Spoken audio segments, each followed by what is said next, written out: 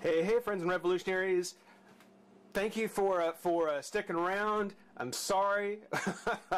It's time that we get to the much-delayed Masters of the Universe Classics figures for February, even though we're in March. I'm sorry. I'm sorry, guys.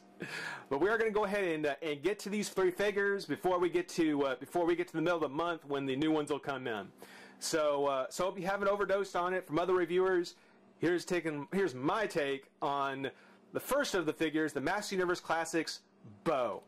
Bo, not surprising, he was the only male character from the Princess of Power series, so it kind of fits that he's going to be the Valentine's Day pick. And of course, the shipping box that he comes in, the first one that's now in high def. See the logo better. Adult collector, you can actually read. But enough of the box. Let's take a look at Bo.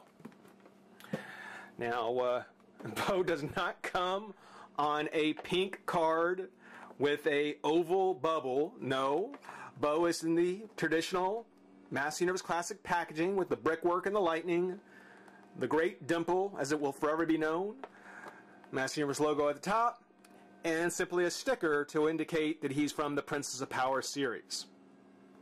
Bo is the special friend who helps She-Ra. And by special friend, he can either be her wink wink, nudge nudge special friend, or better her, you're going to catch the short bush special friend. So, yeah, don't quite know which one you want to read into that. But yeah, typical packaging, nothing too different. On the back, other figures are lined up here, all with the very She-Ra theme. Hordak, Grizzlor, She-Ra, Adora. And then He-Man, I kind of almost expect that when Catra comes out, they'll probably take Grizzlor out, even though I would rather see them replace He-Man with Catra and do straight, She-Ra Filmation characters. That's me. I didn't have the original Minicom, so I don't know how accurate this picture is. You can compare it to what we'll take a look here in a minute, but yeah, I don't know if that's original artwork or where that might have come from. But special friend who helps She-Ra, real name, Kyle. Kyle Rakula. Kyle.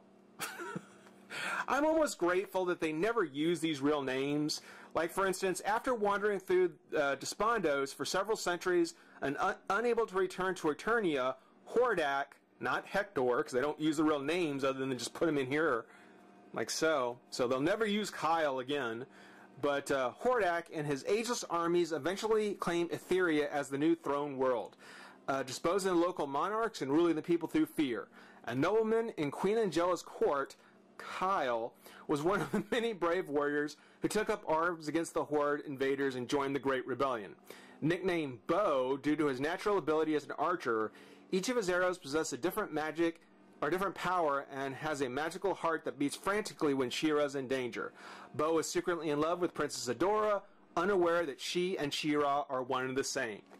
Now, just like with the Masters of the Universe figures, with the He-Man series, the Princess of Power line did all come with a Minicom, so it took some doing, but I did find the issue or figure out which of the issues came with Bo originally. So take a look. Hope you enjoy it.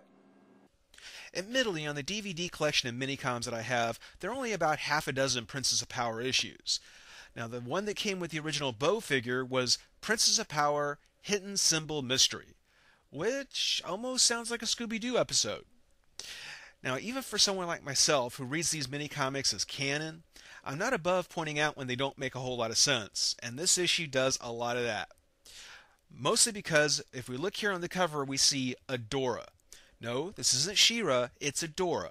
Her face is fully uncovered, no mask, and it's one of the things where it'll come up quite a bit, may even make you appreciate the Masters of the Universe Classic version of She-Ra, but for the record, this is Adora.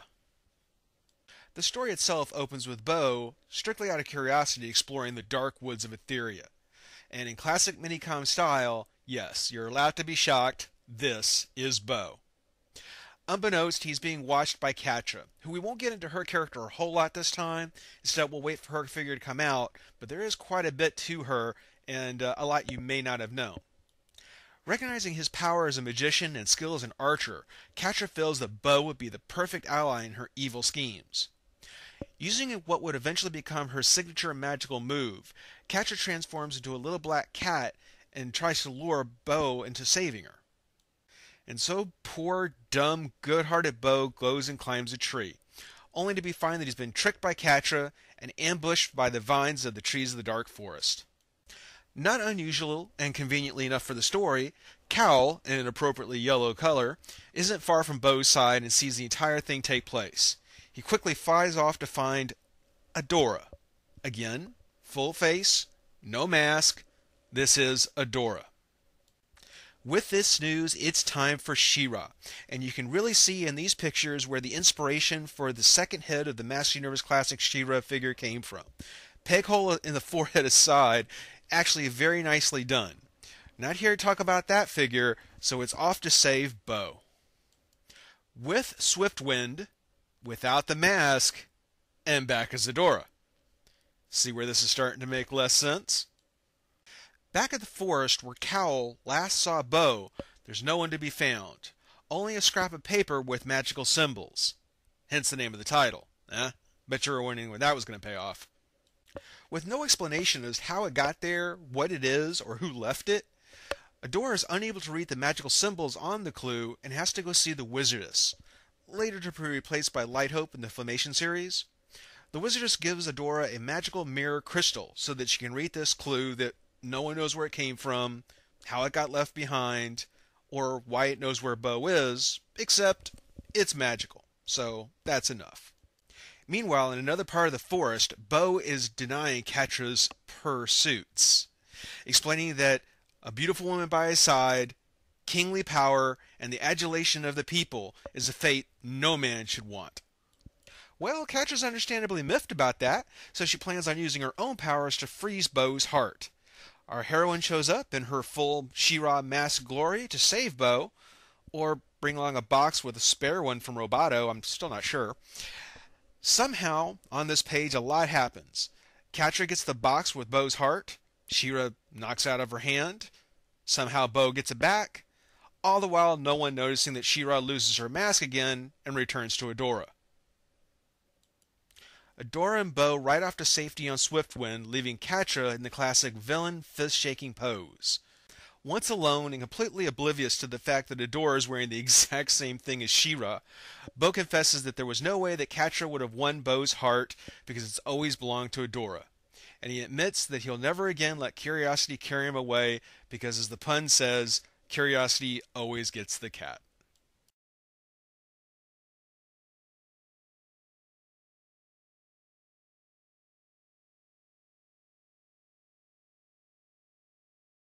All right, so there you go. That was Bow's first story when he was released. Not bad, little confusing, still not bad. You can definitely appreciate, as I said before in the video, as far as the She-Ra mask, the one with the extra head and the peg hole in the forehead. Not the best execution of it, but can definitely appreciate now why they have that design on there. But again, we're not looking at She-Ra, we're taking a look at Bow, so stick around, we're going to pop them out of the pack and have some fun. Be right back. Alright, now that we got Bow open, this is now the second reason I want you to review this figure before the others. Bow just comes with a lot of stuff. There's a lot of things that come with him, and, you know, it's kind of a nifty trick that I've seen if you happen to have a spare. I didn't get a spare, so I'll have to wait for his re-release, but it's worth it. First of all, taking a look at the actual figure out of the pack. Out of the pack, he comes with what I'm considering to be the vintage head. Again, I didn't have the original figure, so as far as this weird kind of headband thing he's got, I don't know if that's really the way it looked or if it was just kind of like that golden, that low-sitting halo that he has. Yeah, I don't know if it was quite that intricate. But this is the clean-shaven, baby-faced Bow look.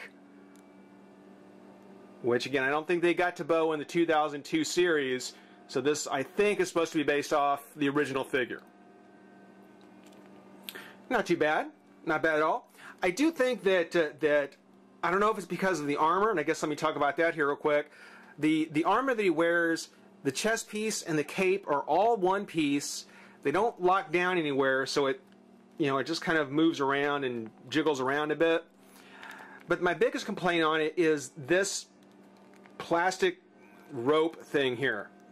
It's there to basically look as though that his quiver of bows is kind of slung around his neck, basically.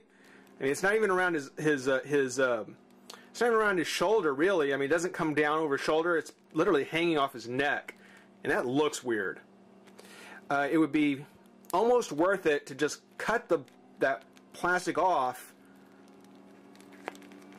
and just let it look like so. That would almost be worth it. I'm not going to do it, but you know, the effect is so much better. He looks so much better without that on there, because I mean, that looks like it's just strangling him. I mean, it just looks bad. I'm just not really happy with the way that turned out. Or if you could take the quiver of bows off altogether, but they are actually molded to the cape, as you may or may not know. I like here on the top, on the shoulders, the red plastic has some detailing on it that from a distance almost gives it kind of a fabric kind of appearance. It's got almost a fabric texture to it. It's very fine detail in there and very easy to get lost in a mold, but it came out pretty well. And the gold paint along the trim, there's no overpaints or anything like that that get in the way. You know, very ambitious little work there that came out very nicely. Especially like the theme for Bo, the horse theme throughout. I mean, I think that's actually kind of cool. It's kind of like it reminds me of the Riders of Rohan from Lord of the Rings. I really do like the detail on it, and it's in several different places or several different things he comes with. His quiver, his bow, his harp. The rest of him, you know, actually pretty plain. You know, the pants are just a solid blue. He doesn't have shaggy shorts, so actually he's got a proper waist, proper lower torso. He's got a slightly different kind of belt, which is an original sculpt. Original sculpt on the wrists, on the wristbands, and on the boots. His articulation, the head does turn left, right, up, down. Not so much down, because again of the plastic rope thing. Arm comes up and out. Twist of the shoulder, bicep, elbow, and wrist. And the wrists actually do have hinges, both of them. Now one's in a grip position for the bow itself, and the other kind of like a green arrow with a hinge to hold the arrow itself. And we'll see if I can get him into that pose. I haven't had much luck with it, but we'll see what we can do.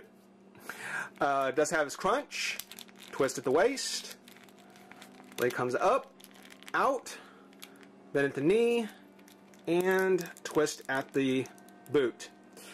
No hole here at the ankle, which I think is one of the reasons why the feet are really, really tight. The ankles are real tight.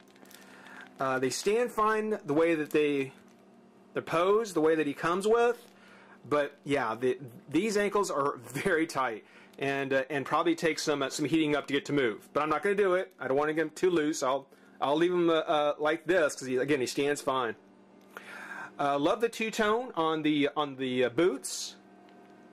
I just love the pattern that's on it. It's actually really nice. Very much in the theme of Master Universe, without being Master Universe, without being a He-Man. Still, the theme on his style is actually really, really good. I like it a lot. Now, Bo does come with a second head. The more Robin Hood-ish mustached head from the Filmation series, and the one that I'm most likely going to keep on him.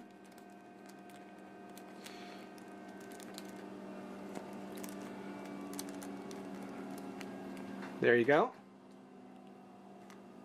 Details on it, the hair,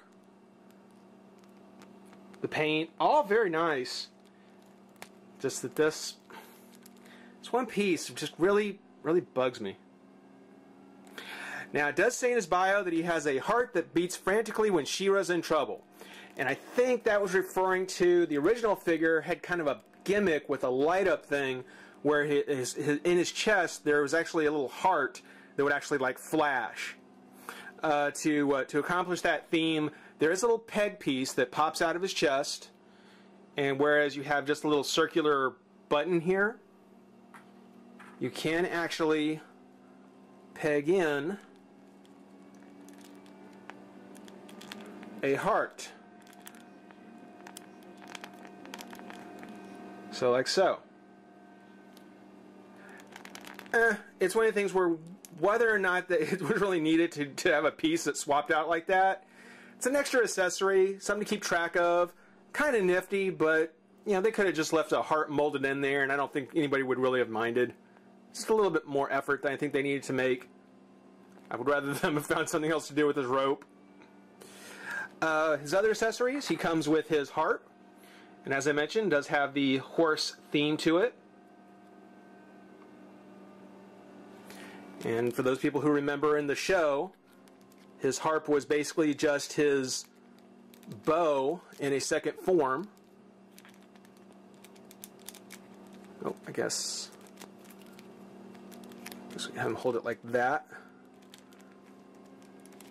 Whoa, whoops. Okay. Hold on. Wasting time. There we go. Okay. Sorry. Yeah. Holds it like so.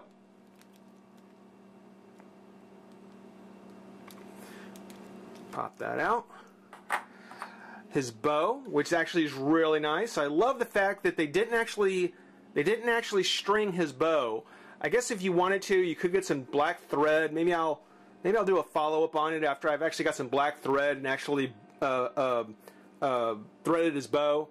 But because it wasn't threaded or wasn't molded with a thread on it, they didn't have to attach an arrow like they did for Green Arrow.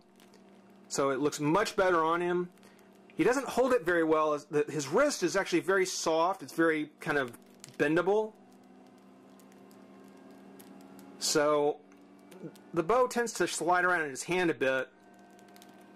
And that's why I've been having such a hard time posing him with his arrow.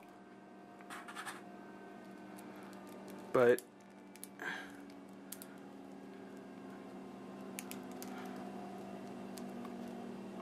well, you get the idea. He comes with the arrow with almost like a heart-shaped hit at the tip. And again, the Riders of Rohan bow style. Now, one last thing I want to get to. Stay. And well, actually, we won't worry about that. One thing that I noticed since the figure came out, and again, if I had a spare bow, I would do this. I'm probably going to get Bo when he gets re-released. I'm going to get another one just for this purpose. But I've noticed that some folks have been clever enough to go ahead and take off his armor. Again, it's all one piece, comes right off. Peg on a He-Man head. The one that comes with the Prince Adam, the spare one from Prince Adam, will work just fine. If you take maybe an old Zodak armor and paint it up in the same kind of goldish color like this, and then give him the sword, the yellow sword from the Skeletor and Lex Luthor 2-pack, you could conceivably recreate the New Adventures He-Man with yellow pants and gold boots.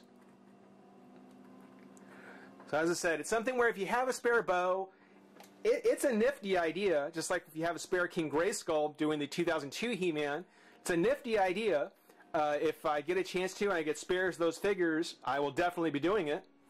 But in this case, we're taking a look at Master Universe Classics February figure. Taking a look at Bo. Save some minor problems. I think he's actually a really good figure. I'm really glad to see we got him. Fairly new parts too, which is actually kind of refreshing. Stick around. We've got 2 other figures for this month that are coming up. Hope you enjoy watching. Rate, comment, subscribe, join the revolution. We'll see you soon. Bye-bye.